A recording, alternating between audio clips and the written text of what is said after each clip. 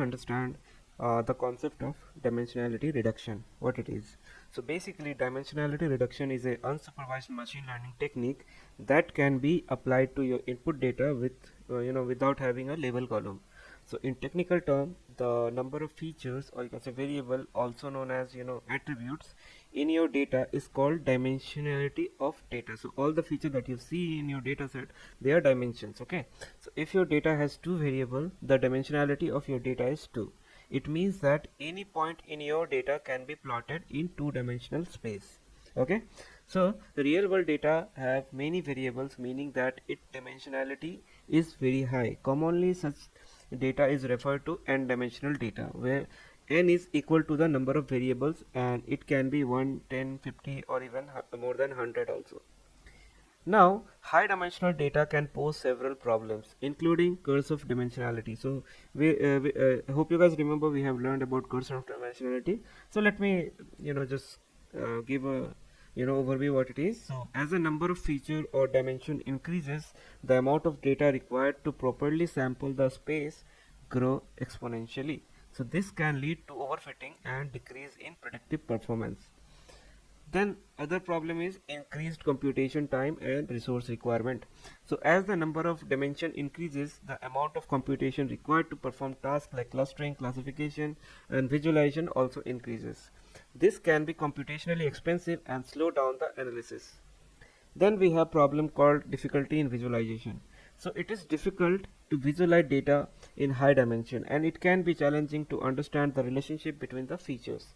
Then we have problem of noise. So high dimensional data may have contain a noise, and redundant feature which can decrease the performance of algorithm. Then we have, you know, a redundancy problem. Okay, we just understood. So basically, which mean it will decrease the performance of algorithm. So dimensionality reduction is a technique used to address this problem by reducing the number of feature, or you can say dimension, in the data while preserving as much information as possible. And this can help improve the model performance, and reduce computational cost requirement, and make it easier to visualize and understand the data. Okay, so what are advantages and disadvantages? So before that, for example, let's say, imagine you have a data set with 5 feature, which means 5-dimensional data. Okay, this means that each data point in the data set represented by a vector with 5 dimension. So if you were to visualize this data set in a 3D scatter plot, you would only be able to see a 3D projection of data. This means that you would have to drop 2 dimension in order to visualize the data. But what if there are important pattern or relationship hidden in the dimension that you have dropped? So as the number of dimension increases, the complexity of data also increases. Visualizing or analyzing high dimensional data become increasingly difficult and often impossible, and this is known as curse of dimensionality. So for example, if you have 100 feature, it means that you are dealing with 100 dimensional data. Visualizing or analyzing such data become extremely challenging, and the complexity of analyzing such data grow exponentially. This is where dimensionality reduction technique comes in. This help reduce the number of dimension in the data, making it easier to visualize and analyze while still retaining important pattern and relationship in data. So let's understand advantages and more importantly disadvantages. Okay, so advantages are it reduces the number of features, making the data simpler and easier to analyze. Okay, then we have it can improve the performance of machine learning algorithm by reducing overfitting and improving accuracy. It can speed up the training process of machine learning model by reducing the computational complexity. It can help with data visualization by reducing the dimensionality of data to 2 or 3 dimension, which is easier to plot and interpret. Then we have improved performance. So by reducing the number of features in dataset, dimensionality reduction can help improve the computational efficiency of the machine learning algorithms. This can also help reduce overfitting and improve the generalization of model. Then we have reduced redundancy. So high dimensional dataset often contain redundant information. So by removing the correlated feature, dimensionality reduction can help simplify the dataset and make it more interpretable. Then we have something called visualization. So dimensionality reduction can help visualize high dimensional data in lower dimensional space, which can help in understanding the data better. Okay, now let's understand disadvantages. So it may result in loss of information, as some of the important or original feature may be discarded. So the transform data may be difficult to interpret, as a new feature may not have any physical meaning. So it may introduce bias, as well as the dimensionality reduction algorithm may be based on certain assumption about the data set. Also, it may be computationally expensive, especially when we have a large data set, as the algorithm has to compute the new feature for every data point. Then we have problem of loss of information. Okay, so dimensionality reduction may cause the loss of information of important feature in the data set, and this can happen if the feature that are removed or merged are important for the analysis. Then we have problem of overfitting and complexity. So if the you know if the dimensionality reduction is not applied carefully, it may lead to overfitting, and this can happen if the number of dimension is reduced too much, or if the technique is applied incorrectly. Dimensionality reduction can be a complex process that require expertise in the field. Choosing the right technique, setting the right parameter, and interpreting the result can be challenging. So um, I mean, uh, in a data set, so for example, in a data set, some input feature may have correlation with other input variables, which is known as multicollinearity. So multicollinearity can negatively affect the performance of your regression or classification model.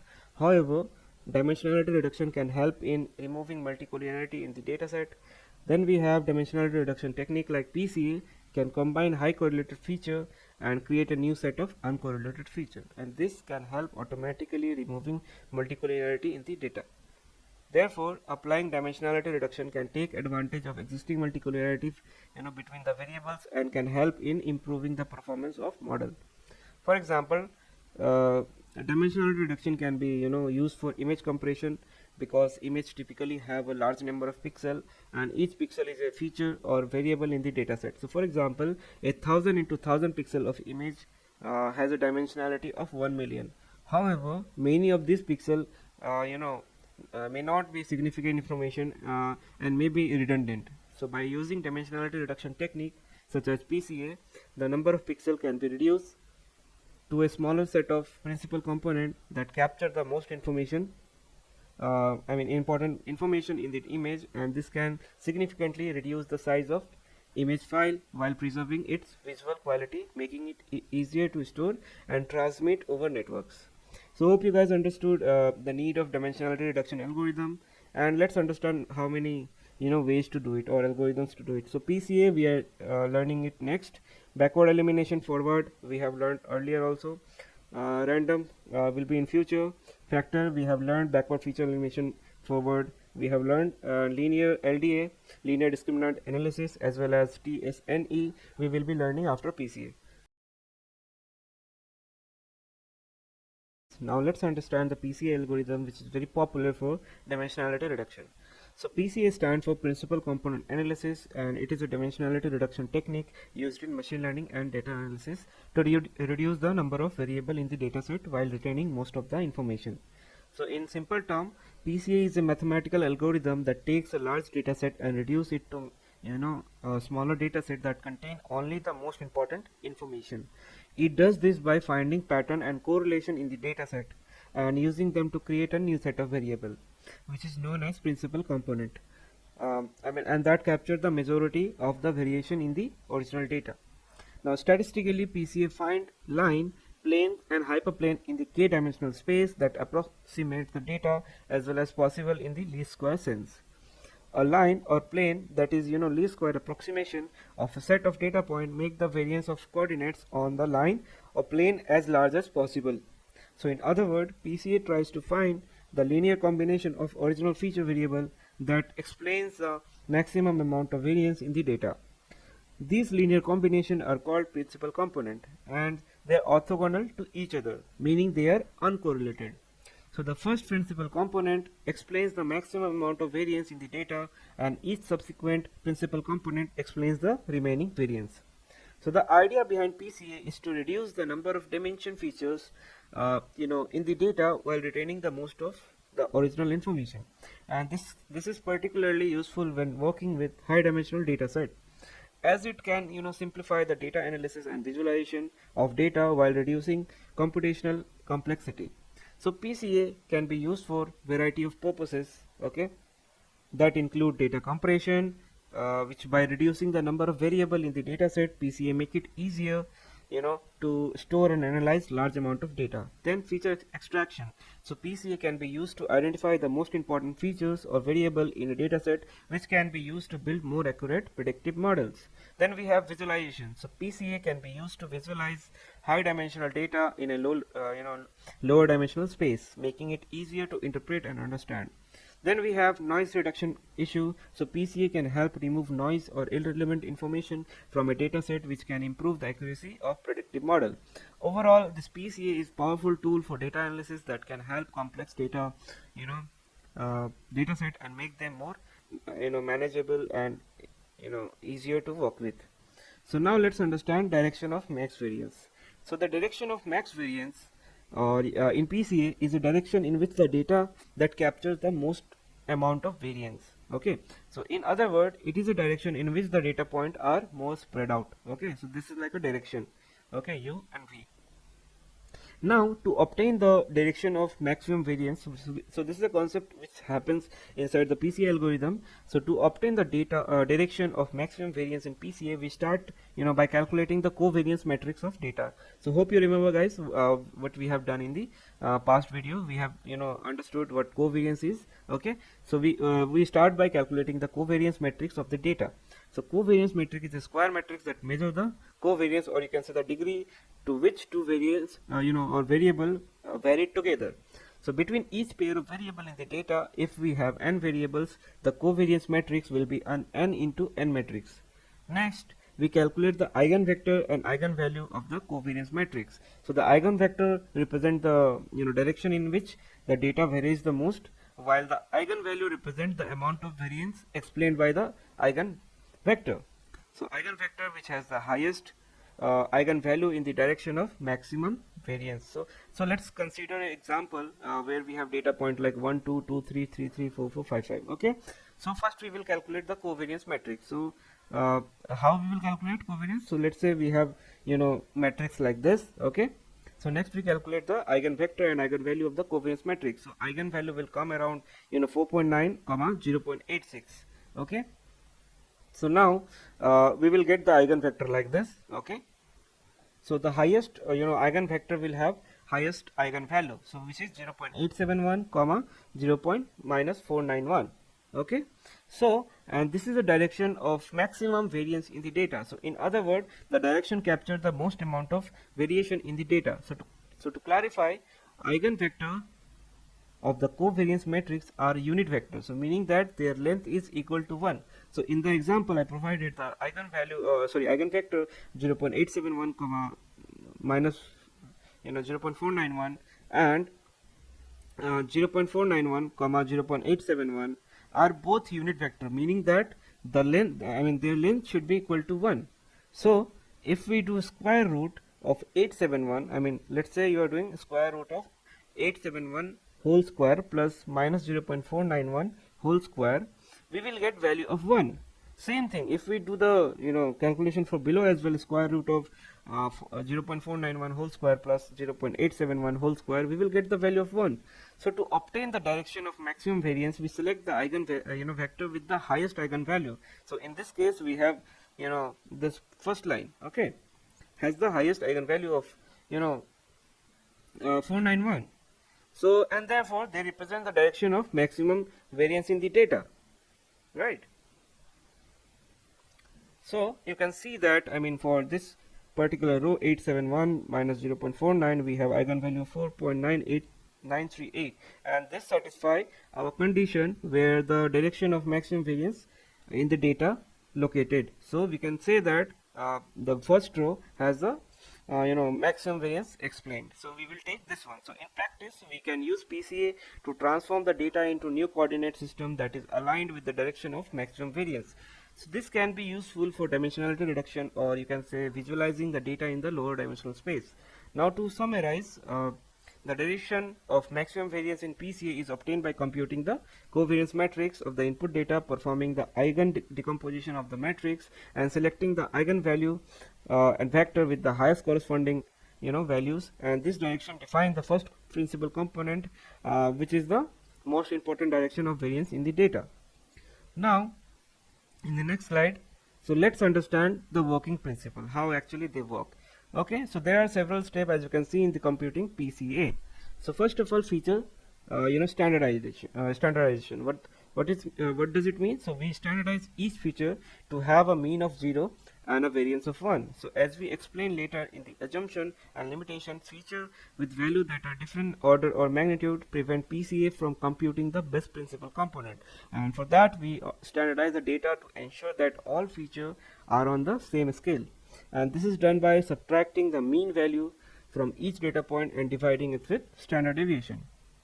Now after that we obtain the covariance matrix. Okay, so the covariance matrix is a square matrix of d d into d dimension, where d stands for dimension or feature or column if our data is tabular. So it shows the pairwise feature correlation between each feature. Next we calculate the covariance matrix of standardized data.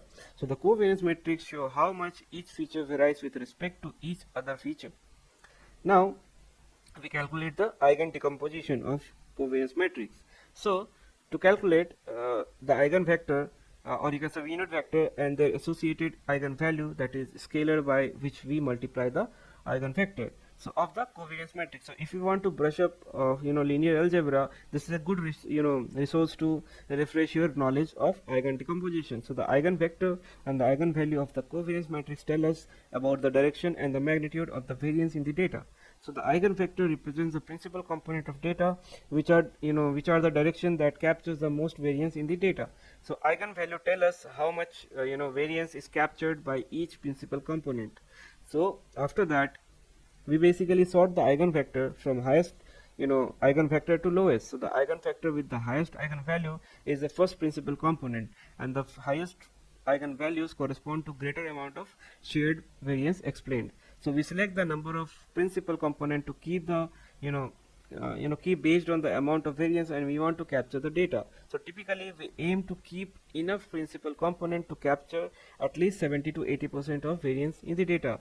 Now we select the number of principal component we need. So selecting top n eigenvector based on their eigenvalue to become the n principal component. So the optimal number of principal component is both subjective and problem dependent. So usually we work and look at the cumulative amount of shared variance explained by the combination of principal component, and we pick the number of component which still significantly explains the shared variance. Finally we use the selected principal component to project the data into new feature space, and each data point represented by a vector of score that correspond the principal component. So the new feature space have fewer dimension than the original feature space, but still capture most of the variance in the data. So that was the whole how basically PCA works. Okay, so now let's understand one more example. So think of a matrix called X, okay, which have n rows, or you can say observation, or k column, which is variable. Okay, so we create a variable space with the same number of dimension as the variable for the matrix. Okay, and after that one coordinate axis is represented by each variable. Okay, so the length has been standardized for each variable in accordance with the scaling criterion. So typically by scaling to unit variance, this is what scaling criterion does. So what is principal component here? So the principal component are a straight line, okay, that captures most of the variance of the data. So they have a direction and magnitude, right? If it is a straight line, then obviously it will have direction and magnitude. So principal component are orthogonal projection, or you can say perpendicular, of the data onto lower dimension. So the first principal component as a PC1, which denotes the direction with the greatest variance in the data, is the line which best describe the shape of the point swarm.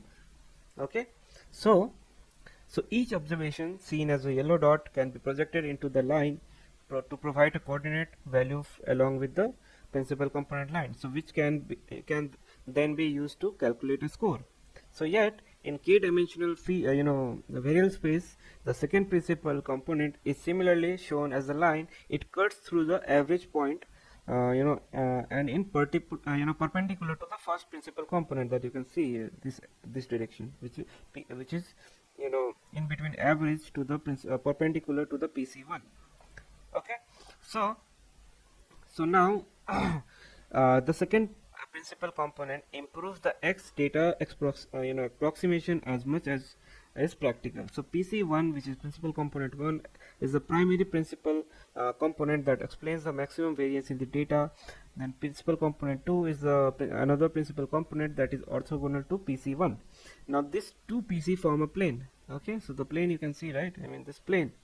So if you were to see in 3D, it would have in a good form, but since it is 2D, so you can just imagine this whole rectangular as a plane. Okay, so this plane is a window into a multi-dimensional space which can be visualized graphically. Now each observation may be projected into the plane, giving a score for each. Now the principal component are vector, but they are not chosen at random. So the first principal component is computed so that it explains the greatest amount of variance in the original feature. The second component is orthogonal to the first, and it explains the greatest amount of variance left after the first principal component. So the original data can be represented as feature vector. Therefore PCA allow us to go a step further and represents the data as linear combination of principal components. So getting principal component is equivalent to linear transformation of data from the feature 1 into feature 2 axis to a PCA1 multiplied with PCA2 axis. Now let's understand PCA working with the help of the iris dataset example. Now the very first thing right, what we do, we standardize the data. So the first step PCA is to standardize the data to make sure each feature has the same scale. And this is important because PCA is sensitive to scale the data. So for iris dataset, this particular dataset, we have features like sepal length, sepal width, and petal width, right? Petal length, sorry. So let's assume we have 3 rows of dataset which look like this. Okay, to standardize the data, we first need to find the mean and standard deviation of each of them. So you can see we have found the mean and standard deviation. We then subtract the standard deviation from each value in the feature and then divide it by standard deviation to get the standardized value, and you can see that this is how the new standardized data look like. Okay, now after that, what we have to do, we have to calculate the covariance matrix. Okay, so this is the second step in PCA to calculate the covariance matrix. So the covariance matrix tell us how much two variables are linearly related to each other. So a positive covariance indicates a positive relationship, where a negative covariance indicates a negative relationship. So the covariance matrix for the standardized data is calculated using 1 by n minus 1 into x to the power t into x, where x is the standardized data, n is the number of observation, and x to the power t is the transpose of x. Okay, so for our example, the sepal length, sepal width, and petal length will become like this. Okay, after that, what we do, we calculate the eigenvector and eigenvalue for covariance matrix. Okay, so the third step in PCA is to calculate the eigenvector and eigenvalue for covariance matrix. So eigenvalue and vector are vector that don't change direction with the linear transformation is applied to them, while eigenvalue represent how much variance is captured in each eigenvector. So we calculate the eigenvector and eigenvalue of the covariance matrix using the formula called linear algebra. So np.linearalgebra.eig in Python. Okay, and we have to pass covariance matrix, and we have also seen this example on Python. So this np.linearalgebra.eig is a function in Python numpy that calculates the eigenvector and value for us. So for example, the eigenvector and eigenvalue that we got is this. Okay,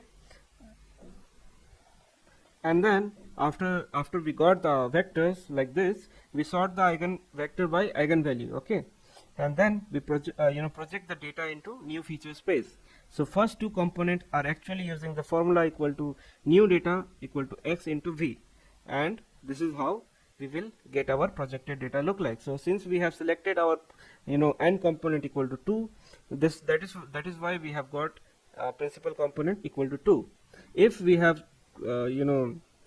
selected n component equal to 5, so we would have got 5 feature. But remember guys, whatever the number of columns you have, it should be, the n component should be less than or equal to that number. Okay, and after you do the transformation, the column name will look like this, PC1, PC2. So it is hard to interpret where these variation come from, and that's why in PCA the interpretability is very hard to do.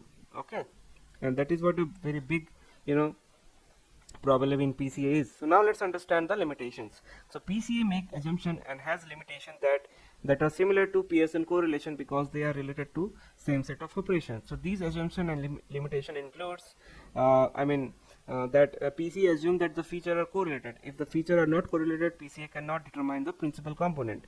Okay, and then PCA is sensitive to scale the feature. So it is if the feature have different scales, PCA will be biased toward the feature with larger value. So therefore it is important to standardize the data before performing PCA. Then PCA is not robust against outliers. So the algorithm will be biased in the data set with strong outliers. So therefore it is recommended to remove outlier before performing PCA. Then PCA also assumes a linear relationship between features, so it may not be able to capture non-linear relationship to address the issue non-linear feature or relationship between the features. So should be transformed into linear relationship, for example by using log transform.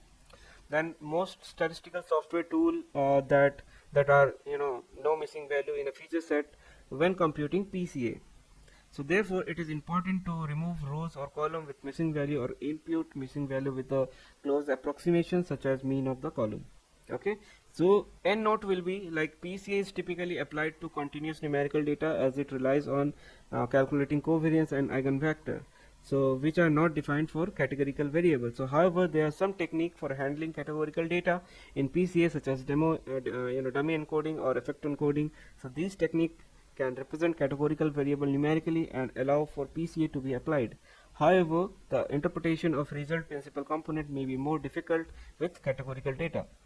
So when we do an orthogonal transformation using PCA, we are essentially projecting the data into lower dimensional space by identifying the principal component that captures the most variation in the data. So in doing so, we are losing some information about original data. So specifically, we are losing information about the less important dimension or variables in the original data set that are not captured by the principal component. However, by selecting the appropriate number of principal component, we can minimize the amount of information that is lost while still reducing the dimensionality of the data.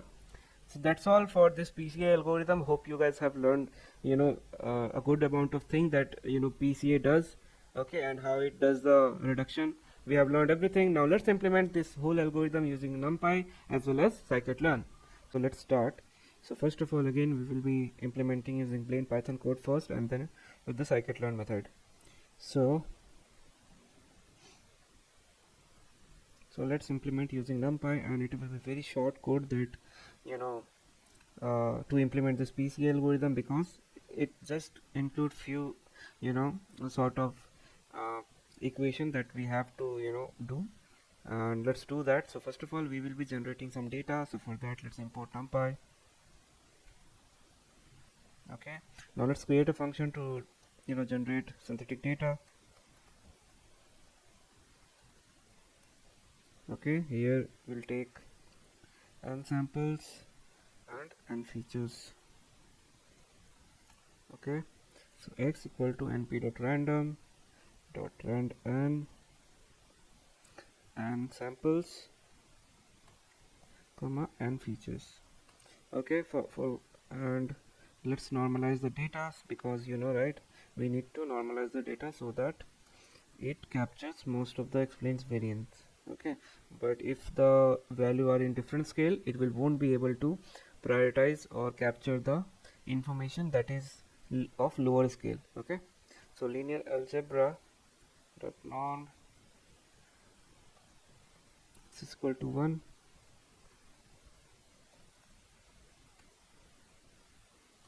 new axis. Okay, and return x. We are done with generating the data. Now let's create a PCA function. Okay, so def PCA, here we'll take two input, one is data, other one is number of components. Okay, so it will be for by default none. So let's enter the data. So say data equal to minus equal to np dot mean data comma axis equal to 1. Okay, no, not 1, it should be 0. Okay, so after that we need to compute the covariance matrix. So let's create the covariance.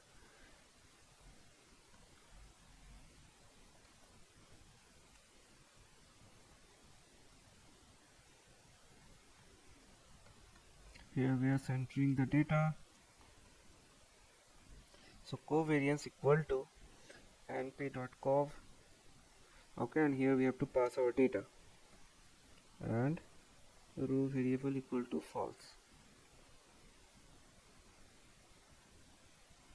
Now we need to calculate the eigenvalue and eigenvector. So calculate eigenvalue and vector. For that, you remember, right, we have a function that is linear algebra dot eig. Okay, so let's do that. Eigenvalues comma eigenvectors equal to np dot linear algebra dot eig, and here we have to pass covariance matrix. Okay, and after that what we need to do is we need to sort the eigenvalue and vector in descending order.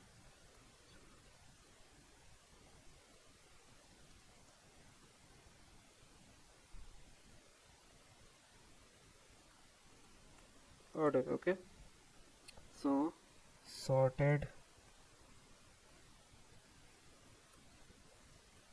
vector equal to np dot arg sort, and you have to pass eigenvalues all up till -1. Okay, then we have, let's update the eigenvalues equal to eigenvalues of sorted index. Then again for eigenvector,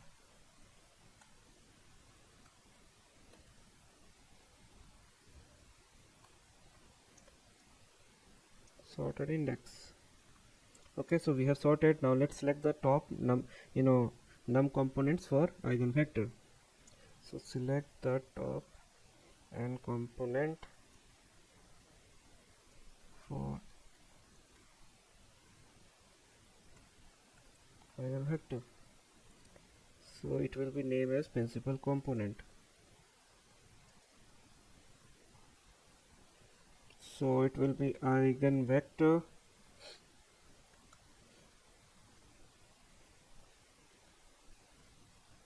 till num components. Okay, the component that we have defined here. Okay, so we have picked, so let's say we have picked, so we have defined 3 num components, so we have picked 3 num components here. Now let's project the data into principal component. Projecting the data.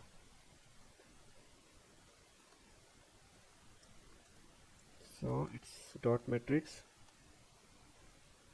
of data and principal component.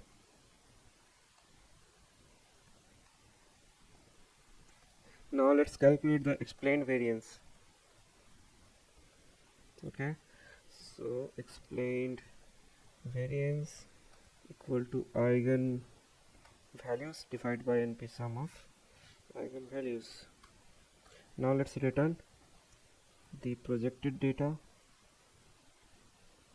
as well as explained variance of the original data set. Okay, so hope you guys understood how easy the PCA algorithm is to implement. So this is the only step that you need to take care of, and let's run the code. Now let's apply the PCA on generated data. So first we need to generate our data. So x equal to generate synthetic data. We need 1000 data point with 5 features. Okay, now what we need these two. So we'll just get these two by calling PCA. Okay, so inside PCA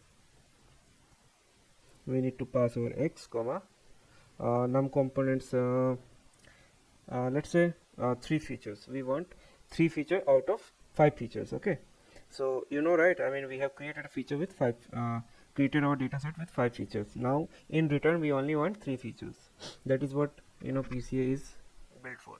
So after this, let's print some of the return statements. So first of all, original shape of data, which will be our x, then print projected shape of data, which will be our projected data dot shape, and then let's print explained variance.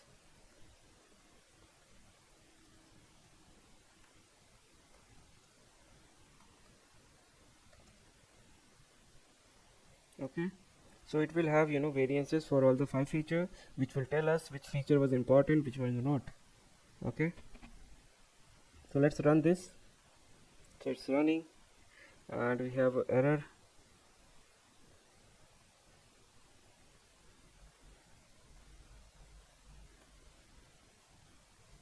Okay, so you can see it should be x dot shape.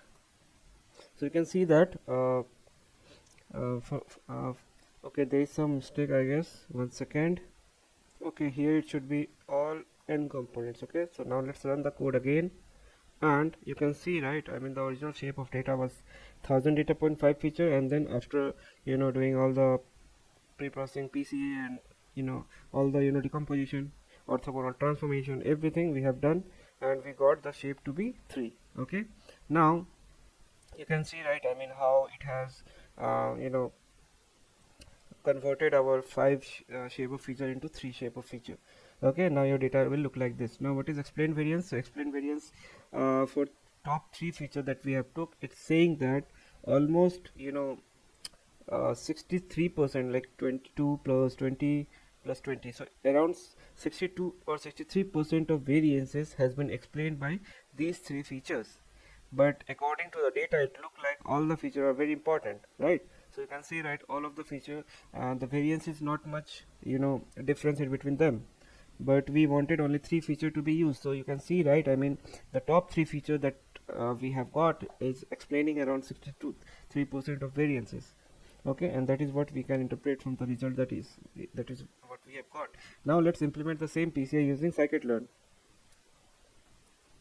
and it will be just a 2-3 step process. Okay, so first of all, again what we need to do is we need to import the scikit-learn.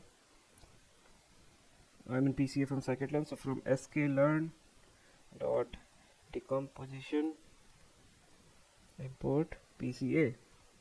Okay, now import numpy as np, then import matplotlib dot pyplot as plt. Okay, so we are done with the importation part. Now what we need to do is we need to create a synthetic data. So let's create a synthetic data separately from that we have created, or let's say we let's use this data only. Okay, so it will save some of the time. So now let's directly implement PCA. So for that, first of all, we need to define our n components, which will be, let's say, 3. Okay, so PCA equal to PCA,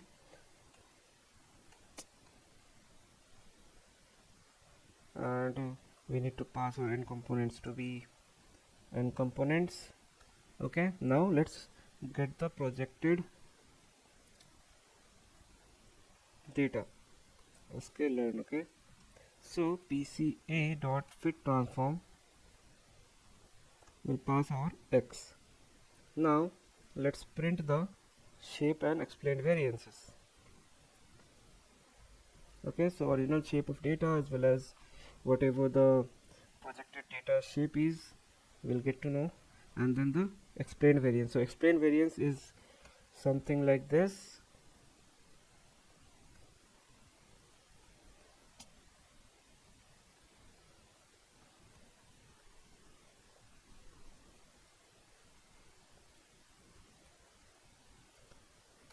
Okay, now we will write this.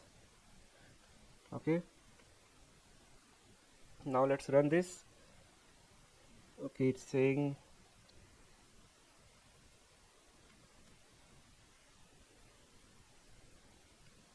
Let me check. Shift tab. So it is n components. So you can see that, I mean, uh, the value that we are getting from scikit-learn, as well as the value that we have got from, manual numpy code that we have built our own, you can see that the values that we are getting is completely same. So you can say that the work that we have done versus scikit-learn is the same implementation. Okay, so hope you guys understood how to implement PCA using simply uh, plain Python code as well as scikit-learn. As you can see, the projected shape of data has become 3. I mean, which earlier it was 5. Okay, so that's all in this PCA. Now we will be discovering some another method of dimensionality reduction in the next video. So see you there. Thank you.